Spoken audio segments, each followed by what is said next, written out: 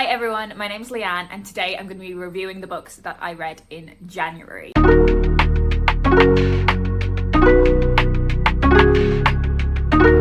So I read 10 books in January and 3 of those were the books that I picked out in my January TBR jar video. The 2 books that I haven't finished yet from that video, I'm like part way through, so I will wrap those up in February. But I'm really pleased with this as a start to the reading year. 10 books is exactly how many books that I want to be reading every single month. But without further ado, I'm going to get into the books and I'm going to start with the 3 adult romances that I read in January. So I read Take a Hint, Danny Brown by Talia Hibbert. This is the second book in the Brown Sisters trilogy of romances, where in each book in the series we are following a different one of these 3 sisters. It's a male-female romance and our female lead is Danny, who is a really career-driven academic. She feels like she's kind of done with romance, like she has finished up that part of her life. She's really just looking for like a friends with benefits situation. And I really loved that representation of just like a good time girly. And our male lead is Zafir, who is an ex-rugby player who has turned his career efforts to like the charity sector. He ends up rescuing Danny after a fire drill that has gone wrong. And this moment is captured and goes viral on the internet and everyone is kind of shipping this romance between the two of them. And because it has returned the spotlight to him, it's a really great way of him raising awareness for his charity efforts. So he really wants Danny to play along with this fake romance. Danny has a really, what she thinks is a straightforward plan. They will have this faux-mance to the public. Meanwhile, she is going to seduce him behind the scenes, purely just for like a friends with benefits situation. But Zafir, who is a true romantic at heart, wants something more than casual hookups. I enjoyed this one a lot. It was so much fun. I thought both of the characters were people that you really wanted to root for. I believed the chemistry between them. They didn't feel like the kind of stock characters that you sometimes end up with in romance books. Like they felt really authentic and believable. Fake dating is one of my favorite tropes, but obviously it's so like unrealistic. So you do have to kind of suspend your disbelief with it to fully enjoy it and immerse yourself in that romance and chemistry. But this completely delivered on what I wanted in picking up a romance book. I also read Honey and Spice by Bolu Babalola. I enjoyed this one so much. So this is a romance that is set at a UK university and I really enjoy that setting. I feel like a lot of the kind of college romances I read are very American centric and I find the UK university experience just way more relatable because that's what I went through. It's another male-female romance and our female lead is Kiki, who is a host of a university radio show called Brown Sugar, where she aims to kind of protect her audience from heartbreak, give advice, listen to their stories, and she really wants to warn the women on campus against this guy called Malachi, who has built this reputation for being a bit of a player, a bit of a fuckboy. She is aiming to land a dream internship in New York, and in order to do that, she needs to find a new angle for the show that makes it a little bit different. So one of her lecturers ends up putting her in touch with Malachi and she thinks that they would be a really great creative pairing for the different things that they are working on. And this is another one that has a fake dating element because that's part of how they join forces, is to sort of start this fake relationship. And as always with the fake dating, the close proximity that they end up in where they masquerade a relationship ends up creating a genuine intimacy and connection. I think what the author really nailed about that aspect was how kind of claustrophobic or maybe just like a bubble being in university is. You end up spending time with people so quickly and building bonds really quickly. If you don't like miscommunication in your romances, that this is probably one that isn't for you. There are a lot of moments of conflict or misunderstandings between the pair because they don't communicate properly. But whenever I read that in a kind of college or university age romance, it really just rings through as authentic to me because you don't really know how to properly communicate. You find a lot of these kind of feelings quite confusing at that age. But what I did love was kind of how confident both of the main characters were. Of course, they have their moments of insecurity and moments of self-doubt, but whenever they are like flirting, you just feel like you are watching two people who are really like at the top of their flirting game. I also felt like what the book had to kind of raise in terms of modern dating culture made a lot of really interesting points about what that is like. Big recommendation for this one. I enjoyed it a lot. It was so much fun. I also read Business or Pleasure by Rachel Lynn Solomon. I have read a couple of romance books from this author before and really enjoyed them. This one I didn't enjoy as much. This is another male-female one, and our female lead is Chandler, who is a ghostwriter that has written books for a number of kind of famous celebrities. And she's at a bit of a crossroads in her career in figuring out if that's something that she wants to continuously do and remain anonymous, or if she wants to be writing something that puts her name front and center. One day she accepts a job to write a memoir for an actor called Finnegan Walsh, who has this kind of cult following where he goes to like comic cons, and he's really well known for this TV show that he did quite a while ago that feels like a bit of like a Vampire Diaries supernatural type cult following show. When she shows up to meet this actor, she realizes that he is a guy that she had an absolutely terrible one-night stand with, and she didn't have a clue that he was a famous actor. While initially this is quite awkward, they end up striking a deal that she will do her job, she will write this memoir for him, but she will also be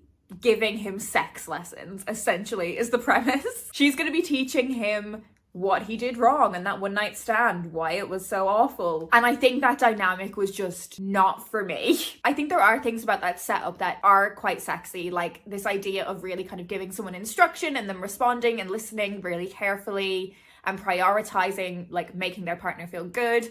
But I just found her like teaching him, I didn't like it. I didn't like it. And I will say, obviously the concept of this is very kind of sex focused, but this is way kind of spicier than this author's previous books that I'd read. And I was way more interested in them as characters. I wasn't really interested in the spicier scenes between the two of them. I thought they were really fantastically fleshed out characters that had things going on in their lives aside from their relationship. And I also really enjoyed the exploration of celebrity that you have through Finn's character, and also the exploration of ghostwriting through Chandler's character. I found both of those aspects of their careers really interesting. I had a fun time reading this book, but it's not my favorite romance and not even my favorite book from this author. Now, very, very different in tone. We are staying with the adult fiction, but quite a different book. This is Smile by Roddy Doyle. And essentially we are following the life of one male character called Victor as he looks back on his life. So his childhood, his adolescence, up to his early adulthood, his career, and up to where he is now as an older man. It's a book that is set in Ireland, and I think it feels so specifically Irish in the way that it is told, in the dialogue, in the kind of nuances in how Irish people talk about things like celebrity. But this is also an incredibly hard-hitting novel because it deals quite heavily in the abuse that this man suffered when he was younger from the priests that educated him at the Christian Brothers. So it deals very heavily in that very shameful part of Irish history and of kind of religious and Catholic history. It's an incredibly powerful book, and I think in many ways it's so unlike other books that I read because I so rarely read about men in that kind of time of their life. I think it's a really accomplished portrait of such a specific experience. I've read quite a few Roddy Doyle books before, and I think this one definitely has elements of the humor that you would recognize from his writing if you've read some of his other books, but he's also incredibly accomplished at dealing with very, very serious topics like he does in this one. Okay, so the rest of the books that I read in January were for younger readers, so I have 2 YA books to talk to you about. The first of those is Loverbirds by Leanne Egan.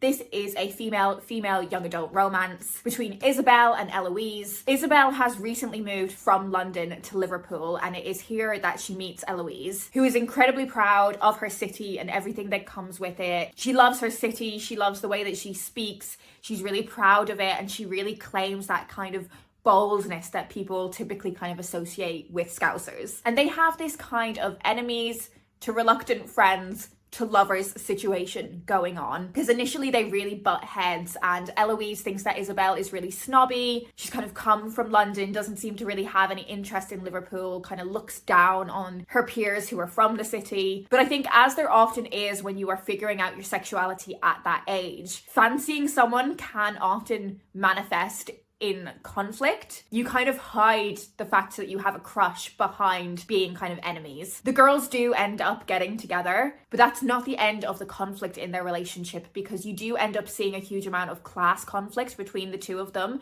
So not only that kind of London-Liverpool divide, but also the very different kind of circumstances that they've been raised in and the different kind of backgrounds that they have. And I think class dynamics in relationships is something that I find really interesting, and I think that was done in a really brilliant way in this book. There was also some really fantastic representation of ADHD, which you see in Eloise's character. So I think for a young adult romance, there was a lot of kind of really meaty content in terms of kind of depicting different social circumstances and situations. I don't know what it was about this book that I didn't quite think of it as a 5-star read, because it definitely ticks so many boxes for me. I think perhaps there were maybe just one too many subplots going on, but nonetheless, definitely recommend this one. I also read Where the Heart Should Be by Sarah Crossan. So this is a historical young adult book that is told in verse, and that's one of my favorite methods of storytelling, particularly for young adults. I always typically enjoy verse writing as a writing choice. I think Sarah Crossan is absolutely one of the masters of that form. This is set in Ireland in the mid 1800s, and we are predominantly following one family as they try to deal with what is known as the potato famine or the Great Famine. Now, what this book really showcases is the fact that there was food in Ireland. There was food being grown in Ireland. There was enough food in the country for people to be eating. But it was British colonial rule that impacted that food not being distributed to the people who were starving on the island. And we see those very different circumstances between the Irish people and the kind of British elite through our main character of Nell, who is a 16-year-old girl who works at like the big house. So she is a scullery maid at a house owned by Lord Wicken, and it is here that she meets Johnny, who is Lord Wicken's nephew. He has just come over from England, and he is set to inherit all of the land and the farm and everything that Lord Wicken controls once he passes away. And we see a real kind of romantic connection form between those two teenage characters. Nell, who can see her friends and her family starving, and this boy who is set to benefit from those circumstances. I found it really challenging to buy into the romance between the two of them, because I struggled to see this teenager as anything other than a representation of British colonial rule. But I suppose that feeling of conflict that I felt is indicative of the way that a character like Nell would probably feel. Like, she can't help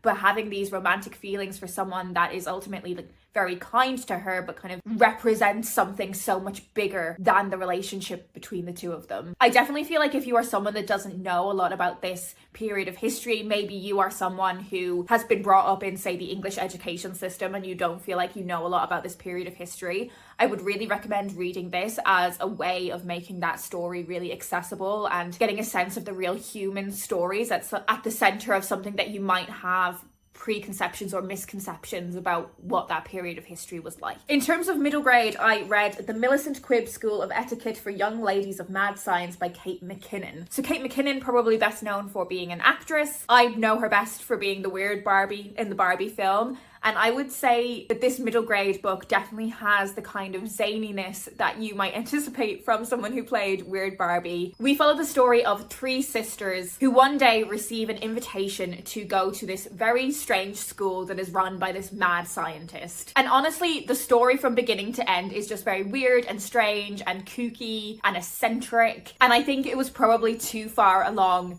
the strange and unusual spectrum for my tastes. I struggled to kind of identify what the really like driving plot of this was. I feel like there was just so much distraction from the story just to present loads of weird stuff. And I found the authorial voice of it just really kind of jarring. This one wasn't really for me, unfortunately. I will say the illustrations are done fantastically. Like, they definitely really add something to the story and bring to life some of those zanier aspects that you might kind of just struggle to picture. I think the illustrations really helped with that. But yeah, not one of my favorite kids books that I've read recently. And then very quickly, I'm going to talk about 3 books that I read for work. So the first of those is The Adventures of Rap Kid by MC Grammer. This is a highly illustrated middle grade fiction book about our main character, Zed, who always speaks in rhyme. So when he enters into the Royal Rap Rumble, he absolutely has to enter. And we are essentially just following our main character as he shares more with the readers about how to rap, his experiences in school. The book kind of jumps around with lots of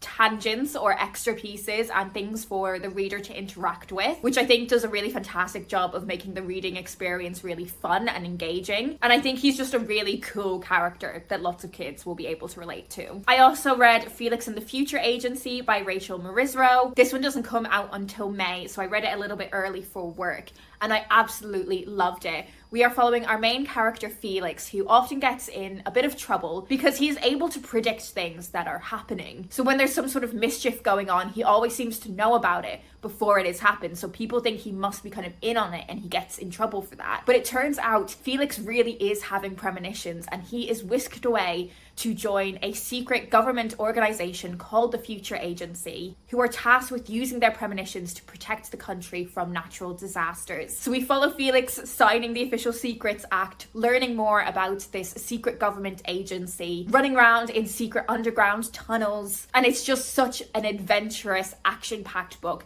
that I think will resonate really well with boy readers in particular. Also, Felix is a Manchester United fan, so I was definitely going to love this book. And then finally I read They Both Die at the End by Adam Silvera. I mean, I don't feel like I need to talk about this book much. The original kind of book talk darling book that everyone was obsessed with reading, set in this kind of dystopian world where you can sign up to something called Deathcast, who will get in touch with you on the day that you die to tell you that you're going to die. And we follow 2 teenage boys who have signed up for Deathcast and come together on their death day to spend it together. I think the concept of Deathcast raises so many really kind of interesting philosophical kind of explorations on the relationship between life and death. And it's so clear to me why this captured the hearts of so many readers and why it has become this kind of staple of young adult fiction. So that is everything that I read in January. Do leave me a comment down below and let me know if you've read any of these books and what you thought of them. I've had a bit of a slower start to my reading in February because I was quite ill at the start of the month, but I'm trying to gradually kind of get back into the groove of things. If you want to let me know you're here but you don't have anything in particular to say, leave me a bird emoji in honor of